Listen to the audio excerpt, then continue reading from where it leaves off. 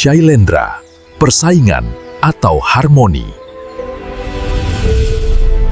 Episode ini mengungkap satu misteri penting dalam sejarah Jawa kuno yang belum disepakati sejarawan. Dan krusial.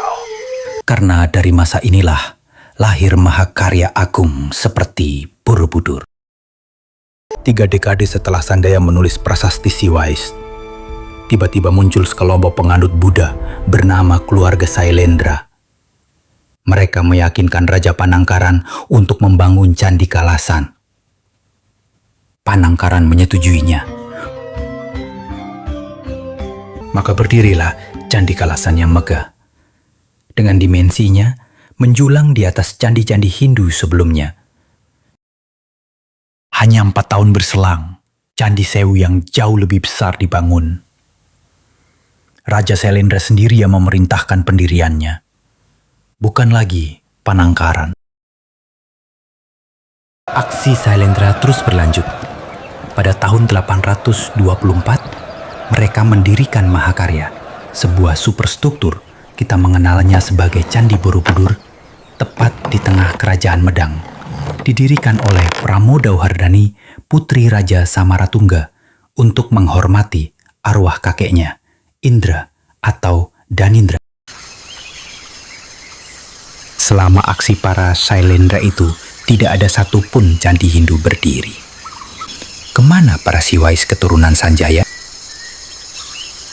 Sebelum ke sana, kita akan bahas dulu bagaimana Shailendra, pendatang baru, bisa membangun candi-candi kolosal. Shailendra dalam bahasa Sanskerta artinya Raja Gunung. Masyarakat Nusantara, terutama di Jawa, adalah pemuja gunung. Gunung menjadi pusat kosmos yang memberi kehidupan mereka. Semua agama yang masuk ke Nusantara menyesuaikan dengan ideologi gunung ini. Ini namanya sinkretisme gunung. Dari ideologi gunung inilah lahir konsep kekuasaan Dewa Raja. Ini adalah konsep khas Jawa, bukan dari India. Jika gunung adalah pusat kosmos, maka raja adalah pusat jagat. Dalam konsep ini, raja adalah manifestasi langsung dari dewa atau Buddha. Aku dan Manjusri adalah satu. Melalui kekuasaan dewa raja ini, penguasa Shailendra berhasil mengerahkan semua sumber daya untuk membangun candi-candi kolosalnya. Konon 5 abad kemudian, penguasa Khmer berhasil membangun kompleks candi Angkor Wat di Kamboja, terbesar di dunia, setelah mereka mengadopsi konsep dari Jawa ini. Siapakah Shailendra? Dari mana asalnya? Sebagian ahli menyebut mereka asli Jawa, bahkan masih keturunan Sanjaya yang hijrah ke Buddha. Ada yang bilang mereka dari India. Pendapat yang paling masuk akal adalah Shailendra berasal dari Sriwijaya. Ini didukung oleh Prasasti Soejomerto, Prasasti Ligor di Thailand, dan Prasasti Nalanda di India. Wangsa Shailendra adalah proksi yang ditanam Sriwijaya di tanah Jawa. Kerajaan maritim Sriwijaya membutuhkan suplai dari surplus pertanian di Pulau Jawa. Jawa dengan kesuburan tanahnya dan penduduknya yang padat menyediakan itu. Sementara Medang di Jawa adalah kekuasaan yang terkurung gunung dan daratan. Tidak memiliki akses langsung ke Laut Utara, menjadikannya tergantung sepenuhnya kepada Sriwijaya. Shailendra di Jawa adalah simbol harmoni antar pulau, setidaknya menurut Sriwijaya. Babak kedua. Pikatan. Arus balik. 70 tahun setelah Pertiam dan Suyi, keturunan Sanjaya menggeliat. Pikatan, seorang rakai, keturunan Sanjaya, beragama Hindu, masuk gelanggang dengan anggun. Ia menyusup ke dalam inti kekuasaan Shailendra dengan menikahi putri Shailendra. Kemungkinan Pramodao Hardani. Ia menawarkan harmoni, mempersembahkan cinta melalui Candi Plaosan, Taj Mahalnya Jawa kuno.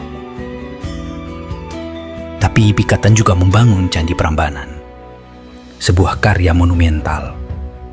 Berjarak hanya 800 meter dari Candi Sewu. Keagungan Candi Siwa membuat Candi Sewu masuk ke dalam kompleks Prambanan. Perang simbol dimulai. Berdampingan, tapi tidak saling menyapa. Koeksistensi simbolik. Sejak 856, tidak ada lagi Candi Buddha dibangun. Lenyap di telang bumi. Hanya ada teriakan lirih di kejauhan. Dari Bihar, India, seorang Raja Sriwijaya bernama Balaputra Dewa menyebut dirinya masih keturunan Shailendra. Sriwijaya, keturunan Shailendra. Proksi telah pulang ke negeri asalnya, Sriwijaya. Sementara Pikatan dan para penerusnya menggenggam kuat tanah Jawa. Dan Shailendra tersingkir. Secara umum, transformasi Pikatan berlangsung tanpa kekerasan.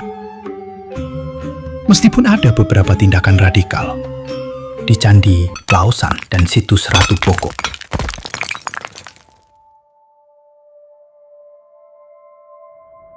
Pada awal abad 10, seorang penerus Pikatan menulis prasasti tentang urutan penguasa di Pulau Jawa.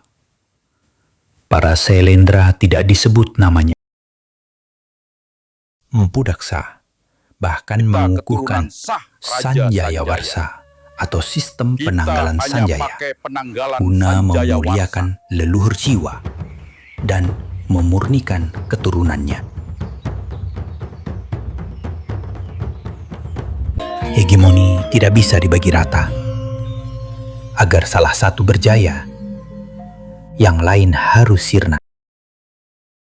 Ini bukan harmoni. Kelak Majapahit akan menemukan formula penyatuan melalui sinkretisme Siwa Mahayana dan Ritus Tantra. Era Medang belum mencapai sintesis itu.